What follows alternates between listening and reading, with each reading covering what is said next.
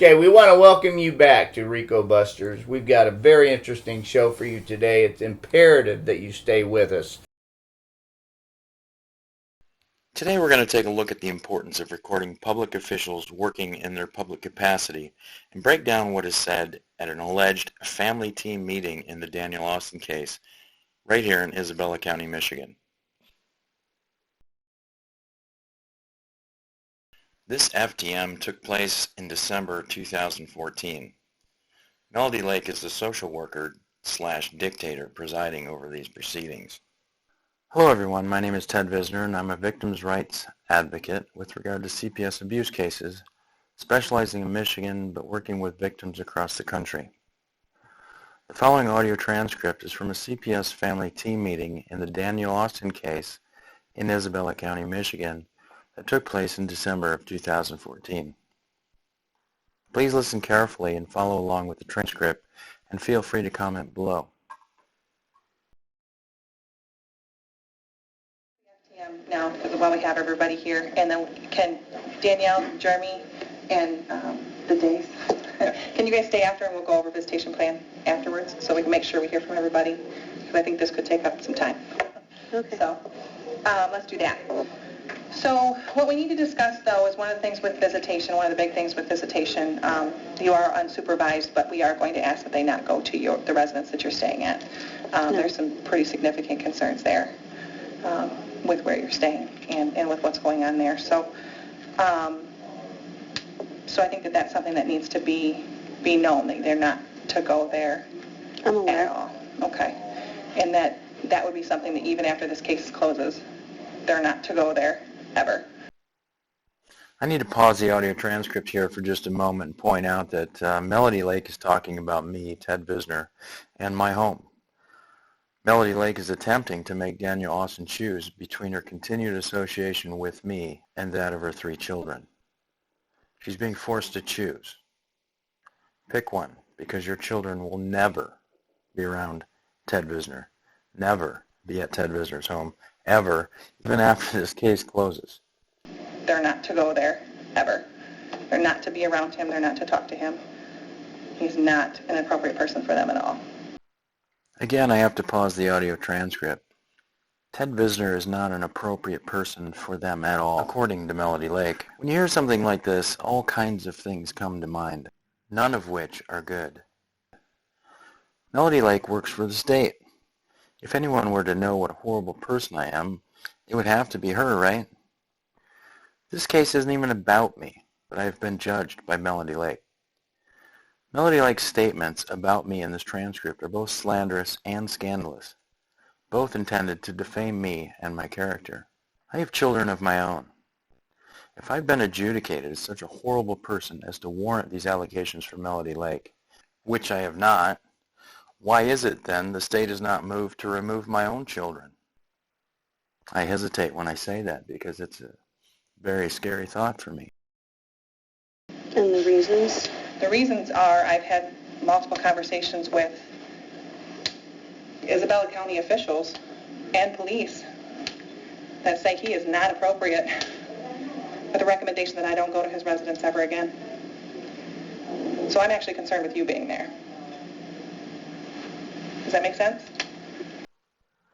Melody Lake claims that she talked to Isabella County officials and police and that they say that I am not appropriate. Not appropriate for what? What the hell am I not appropriate for?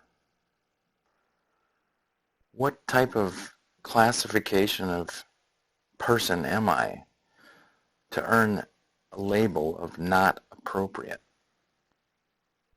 This doesn't make sense to me. It's completely nonsensical.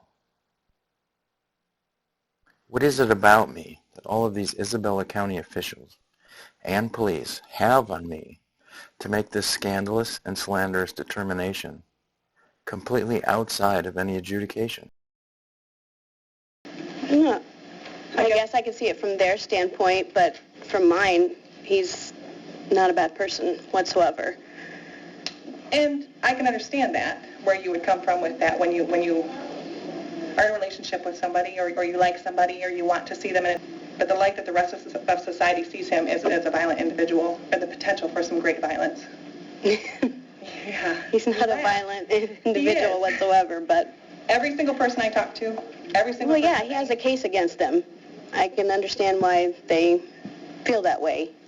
I mean, he's been fighting a legal battle, but he has in no way ever threatened anyone or refused anything. On the phone. He threatened me. Obviously, I was never supposed to get my hands on this audio recording. But the light that the rest of society sees him is as a violent individual, or the potential for some great violence. He threatened me. He threatened me. He threatened me. But the light that the rest of society sees him is as a violent individual, or the potential for some great violence. A violent individual, or the potential for some great violence. A violent individual, or the potential for some great violence. He threatened me. A violent individual, or the potential for some great violence. He threatened me. Melody Lake claims that I threatened her on the phone previous to this FDM, and due to the publication of this audio, Melody Lake was forced to report the alleged threat against her to Gary Green of the Michigan State Police. I did have a conversation with Melody Lake on the phone the same day she came to my house and beat on the doors for approximately 30 minutes, where she then left a business card with her phone number.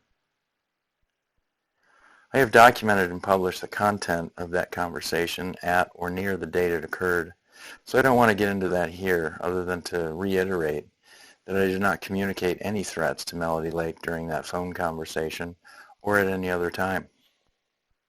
The importance of recording public state officials conducting their compensated services as public servants for what is supposed to be the benefit of the people cannot be overstated. I regret that I did not record my conversation with Melody Lake. This part of the conversation is now my word against hers. When I asked Detective Sergeant Gary Green of the Michigan State Police, the officer investigating my alleged criminal threat, if Melody Lake had recorded her conversation with me where I was accused of threatening her, he told me that she did not. Although the Danielle Austin CPS case is not about me, you can see from this audio transcript that I am clearly at the center of the controversy here. Because this family team meeting was recorded and published, Danielle Austin is being retaliated against. At the first part of the transcript, you can plainly hear Melody Lake state that Danielle Austin's visitations with her children were unsupervised. Since this audio was originally published in December 2014, Danielle Austin's visitation with her children has been reduced to 2 one-hour visits per week, one on Monday and one on Wednesday, and have been intentionally scheduled by Isabella County social worker Shaun Hutchins to take place from 3 p.m. to 4 p.m., making it impossible for Danielle's 2 older children to attend due to the fact that they are still in school at that time. This is intentional and willful parental alienation by Shaun Hutchins and the social services system in Isabella County. I think that this is something that we can address in therapy.